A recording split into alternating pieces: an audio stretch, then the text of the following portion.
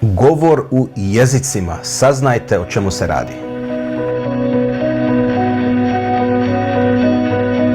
Ako ste ikad bili na nekom seminaru, karizmatski susret i tako dalje, sigurno ste čuli takozvani govor u jezicima i moram priznati, jako neobično to zvuči.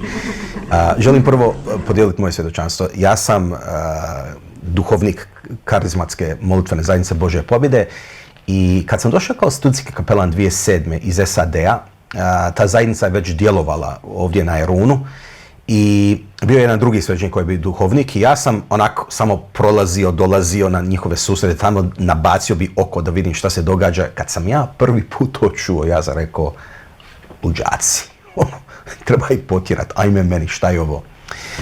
Nisam znao o čemu se radi. Tada sam ja mogao jednostavno reći, ovo nema smisla, potjeraj to. Ali ja sam učinio nešto drugo. Ja sam išao vidjeti što crkva govori i želim malo podijeliti moj stav oko toga i šta crkva govori. Iskreno, mene samo zanima šta crkva o tome govori. Dakle, govor u jezicima. Ja sam svjestan, ima puno kontroverza oko teme. Neki govore da je to neka protestantska, pentekostalna infiltracija unutar naše katoličke crkve, da to treba potpuno izbaciti, dok neki otvorene mole tako na tim susretima i tako dalje. Dakle, jako je se teško snaći i kod nas u Hrvatskoj ima jako oštra mišljenja oko toga i polarizacija i tako dalje, ali ja mislim da je to tako nepotrebno. Eto, govor u jezicima. Ok, prvo, kad otvoriš Bibliju, nema sumnje, postoji taj izvanredan, odnosno ta karizma, govor u jezicima. Neki teolozi smatraju dobronamjerno da dar jezika stvarno je postao u biblijska vremena, ali da je on nestao potpuno tamo 2. 3. stoljeće. Zašto? Oni su smatrali da crkva je tad bila mala i Duh Sveti koji uvijek prati crkvu kroz povijest je tada dala crkvi ono što je bilo potrebno i evo, figurativno rečeno, to je bio kao neki benzin ili ona prva brzina da se crkva pokrene. Ali onda kasnije, nakon nekoliko stoljeća, 5., 6., 7., 10., 12. stoljeće, da jezici su bili nepotrebni i zapravo iščeznulo, nestalo je i da je to samo bio dar za prvu crkvu. Međutim, ako pošteno isčitavamo povijest crkve, nije baš tako. Istina je da taj dar je bio jako raširen u biblijskim vremenima i recimo 1., 2. stoljeće nam stvarno se dogodilo da je taj dar negdje se umanjio, odnosno iščeznuo je, ali on je potpuno nestao. Sveti Bernard iz Clairvaux je imao taj dar. Sveta Terezija Avilska je imala taj dar. Sveti Toma Akvinski spominje taj dar i znamo da je sveti Ivan Vianney imao dar. Drugim riječima, taj dar je bio jako prisutan i naglašen u prvoj crkvi do 2. 3. stoljeća. Onda je negdje se umanjio, ali nije nestao. A dotični sveci i mističari naši katolički su ga itekako imali. Onda šta je se dogodilo? U 20. stoljeću on je buknuo. I istina, on je prvo buknuo u pentekostalnim zajednicima, evangeličkim, protestantskim zajednicima, ali vidimo masovno nakon drugog Vatikanskog sabora u sklopu i u krilu takozvane katoličke karizmatske obnove vidimo u katoličkim krugovima da je on buknuo. I tu nastaje problem, odnosno rasprava. Je li to autentično, je li to potrebno i tako dalje i tako dalje. Pa želim malo o tome govoriti. Ok, prvo, što crkva o tome govori? Želim pročitati jedan članak iz Katekizma Katoličke crkve, članak 2003. članak koji spominje dar jezika. Poslušajte. Milost je nadasve i poglavito dar duha koji nas čini pravednima i posvećuje. Ali milost obuhvaća i darove što nam ih duh daje da nas pridruži svom djelovanjem te nas osposobi da sudjelujemo u spasenju drugih i u rastu tijela Kristova crkve. To su posebne milosti što se nazivaju i karizme po grčkoj riječi, što je rabi Sveti Pavao, a znači blagonaklonost, nezasluženi dar, dobročinstvo, koja god im bila narav, katkad i izvanredna, kao što je dar čudesa ili jezika. Karizme su usmjerene na posvetnu milost, a cilj im je opće dobro crkve. One su u službi ljubavi koja izgrađuje crkvu. Eto, čuli ste. Drugim riječima, ovo je službeni dokument Katoličke crkve, Katekizam Katoličke crkve, članak 2003, gdje se spominje da se karizme dijele. Duh Sveti daje karizme svima i jedan od tih, kako sam spomenuo, je dar jezika.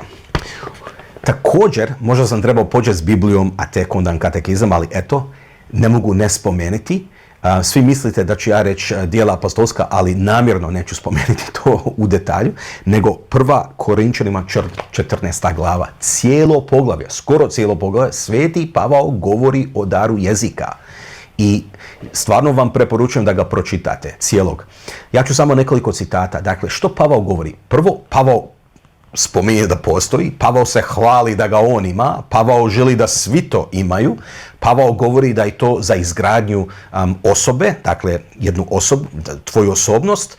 Druga stvar, Pavao ipak spominje da je to najmanji od darova, ali ipak je dar. Evo, samo nekoliko citata. Pavao kaže u 1. Korinčanima 14.2: jer tko govori drugim jezikom ne govori ljudima nego Bogu. Nitko ga ne razumije jer duhom govori stvari tajanstvene. I mislim da u ovom citatu se otkriva što je dar jezika. Dakle, to je jedan otajstven dar ili jezik po kojem Duh Sveti pomaže nekome slaviti ili hvaliti Boga. Nešto slično, evo kao na primjer čuješ prekrasnu glazbu, instrumental bez riječi. Ne možeš nijekati ili reći da ta glazba koja nema riječi nešto ne govori. I tekako govori, uzdiže dušu. Čak nekad više kad je bez riječi.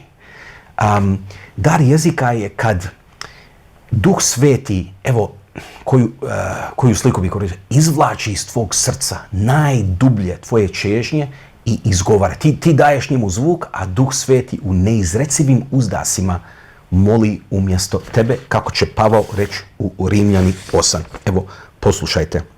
Tako i Duh potpomaže našu nemoć, doista ne znamo što da molimo, kako valja, ali se sam Duh za nas zauzima neizrecivim uzdasima.